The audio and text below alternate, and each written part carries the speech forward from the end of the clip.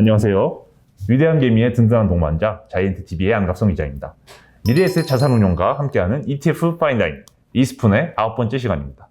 오늘은 최근 전 세계에서 핫한 테마이자 4차 산업혁명의 핵심인 클라우드와 메타버스를 주제로 임종욱 미래에셋 자산운용 타이거 ETF 팀장님 모시고 이야기 나눠보겠습니다. 안녕하세요. 네, 안녕하세요. 4차 산업혁명, 이 용어를 제가 2016년 세계경제포럼, 다보스 포럼이라고도 하죠. 거기서 처음 꺼내는 용어로 제가 알고 있습니다. 클라우스 슈브와 세계경제포럼 의장의 저서인 제4차 산업혁명에서는 빅데이터랑 인공지능, 사물인터넷 같이 각종 신기술이 모든 인간과 사물을 연결하는 그런 시대에서 효율성과 모든 사람이 초연결되는 시대를 4차 산업혁명으로 규정해 주셨는데, 제가 알기로는 많은 신기술이 있는 것 같은데 왜 우리는 클라우드에 주목을 해야 될까요? 4차 산업혁명과 관련된 기술들이 말씀 주셨다시피 되게 많이 있는데, 클라우드라는 기본 베이스가 이런 것들이 수반되기 위해서는 되게 기본적인 요건이기 때문인데요. 클라우드가 뭐냐라고 사전적인 설명이 필요할 텐데, 기본적으로 어떤 데이터나 이런 거를 자가적으로 저장하는 게 아니라, 클라우드가 사실 이제 구름이라는 의미지 않습니까? 저 멀리 있는 다른 이제 데이터 센터에 정보를 저장해가지고 내가 원할 때 언제든지 편하게 이제 정보를 갖다 쓰기도 하고요.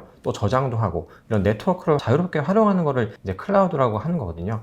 이제 4차 산업과 관련된 기술들이 기본적으로는 데이터 소모량이 엄청납니다. 근데 이거를 각각의 개별 기기에서 다 소화를 하려면 굉장히 비효율적일 거고요. 시간도 많이 걸릴 거고요. 근데 이제 클라우드라는 외부의 저장소를 이용하게 되면 언제든지 원할 때 데이터를 사용할 수 있기 때문에 비용적인 측면에서도 장점이 있을 거고요. 무엇보다도 이제 시간적인 측면에서도 굉장히 속도가 빠르기 때문에 여러 가지 이런 장점들로 말미암아서 4차 산업혁명과 더불어서 클라우드가 주목받고 있다고 보시면 될 것 같아요. 막대한 데이터 소모와 또 시간 단축을 위해서 클라우드가 필요하다고 말씀해 주셨는데요. 클라우드는 제가 볼 때 이미 일상생활 곳곳에서 생각보다 쉽게 만날 수 있는 것 같습니다. 클라우드가 등장하기 전인 이제 사실 1990년대부터 사람들은 인터넷을 문제없이 써왔던 것 같긴 한데요. 도대체 클라우드는 어떤 장점이 있길래 많은 기업들이 클라우드를 도입하는 건가요? 말씀드린 대로 접속의 용이성이 있습니다. 뭐 내가 원할 때 언제든지 접속만 하면은 그때그때 데이터를 꺼내볼 수 있다는 그런 용이성이 있을 것이고요. 두 번째로는 이제 유연성이 있습니다. 기본적으로 이제 뭐 서버든 무슨 데이터 저장소든 용량의 한계치가 있는데, 이런 한계치를 넘어서 써야 될 때 클라우드를 이용하면 그때그때 늘려서 사용할 수가 있기 때문에 이런 용이성이 있을 것이고요. 그리고 주문형 셀프 서비스와 같은 특성이 있습니다. 그래서 내가 쓴 만큼 과금을 하면 되는 것이고요. 그렇기 때문에 어떤 업무를 하려고 할 때 이런 IT적인 요소를 그때그때 다 구비를 안 해놓더라도 그냥 필요할 때만 이 서비스를 이용하면 되기 때문에 굉장히 편한, 수월한 측면이 있는 것이죠. 정리하자면 4차 산업혁명의 핵심 기술은 클라우드다, 이렇게 말씀을 드릴 수 있을 것 같습니다. 그렇다면 앞으로 전 세계 클라우드 시장과 관련한 산업은 얼마나 성장하는 걸까요?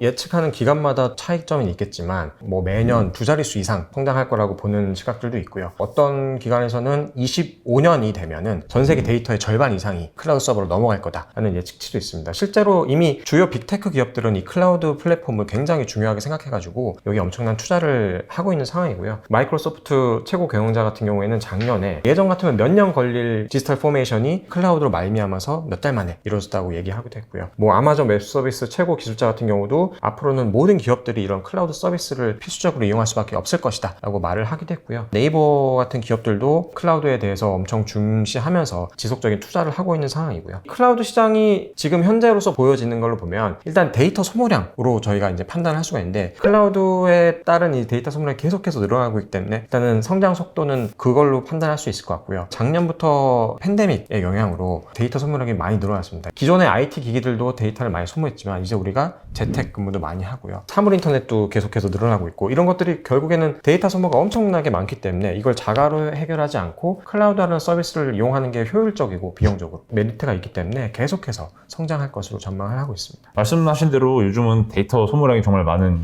시대가 됐고, 재택근무뿐만이 아니라 뭐 일상생활에서 쓸 수 있는 각종 가정가구도 인터넷과 연결되어서 데이터를 주고받는 시대가 되었는데요.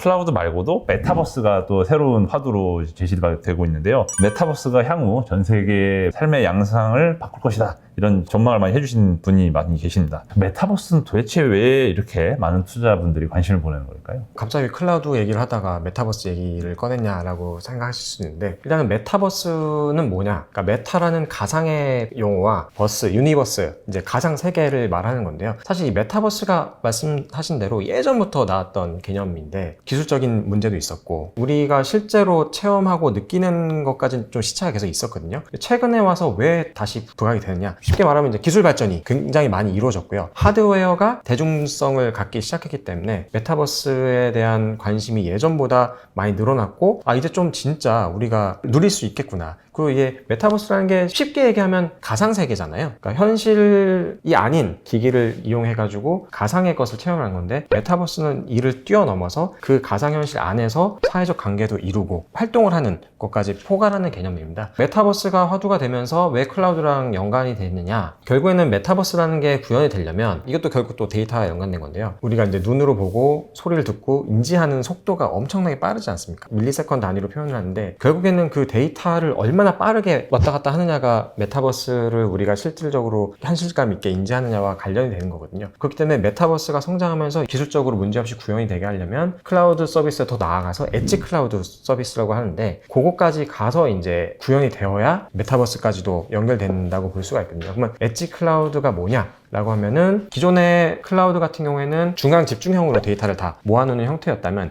엣지 클라우드는 엣지가 이제 가장자리라는 뜻인데요. 데이터를 여러 군데 복수 형태에 저장해 놨다가 그때그때 필요한 때 빨리빨리 이제 갖다 쓰는 형태를 엣지 클라우드라고 합니다. 그런 것들이 결국에는 이루어져야지 메타버스까지 연결되는 개념으로 보실 수 있기 때문에 메타버스가 활성화가 된다면 결국 클라우드 서비스, 엣지 클라우드까지 같이 연결돼 가지고 성장할 수 있는 거라고 말씀드릴 수 있을 것 같아요. 메타버스의 확산 자체가 엣지 클라우드를 포함한 클라우드 컴퓨팅 시장과 산업의 성장을 더 가져올 수도 있겠네요. 네, 맞습니다. 메타버스를 구현하는 데 있어서 엣지 클라우드 컴퓨팅이 되게 중요하다고 말씀해 주셨는데 클라우드도 이해하기 어려운 분들이 많이 계신데 엣지 클라우드까지 얘기하니까 좀 헷갈려 하실 수도 있을 것 같습니다. 엣지 클라우드 컴퓨팅에 대해서 좀 더 기존 클라우드와 어떤 게 다르고 왜 장점이 무엇인지 좀 말씀 한번 부탁드립니다. 기존 클라우드 서비스와 엣지 클라우드는 뭐 경쟁 관계는 아니고 상호 보완적인 관계라고 보시면 되고요. 클라우드 서비스가 흔히 중앙 집중형으로 정보를 다 모아놓고 그때그때 언제 어디서 접속해가지고 정보를 사용하는 개념이라고 보신다면 엣지 클라우드 같은 경우에는 활용하는 정도는 이제 되게 다양하게 할 수 있겠지만 중앙으로 다 보내는 게 아니고 군데군데 이제 정보를 기기와 이제 가까운 곳에 저장해 놓고요. 그때그때 이제 정보를 사용하는 개념으로 보시면 됩니다. 그렇기 때문에 첫 번째 특징은 속도가 엄청나게 빠릅니다. 아무래도 클라우드 서비스는 서버가 이제 저 멀리 있을 수도 있고 제3세계 같은 데서는 이제 뭐 거리가 점점 더 멀어질 테니까 엣지 클라우드는 물리적인 거리가 일단 가깝기 때문에 속도가 엄청나게 빨라지고요. 서버의 트래픽 양도 메인 클라우드에 접근 안 하고 엣지 클라우드에 접속한다면은 서버에 대한 트래픽도 굉장히 과부하가 안 걸리기 때문에 이런 측면에서도 이제 장점이 있을 거고요.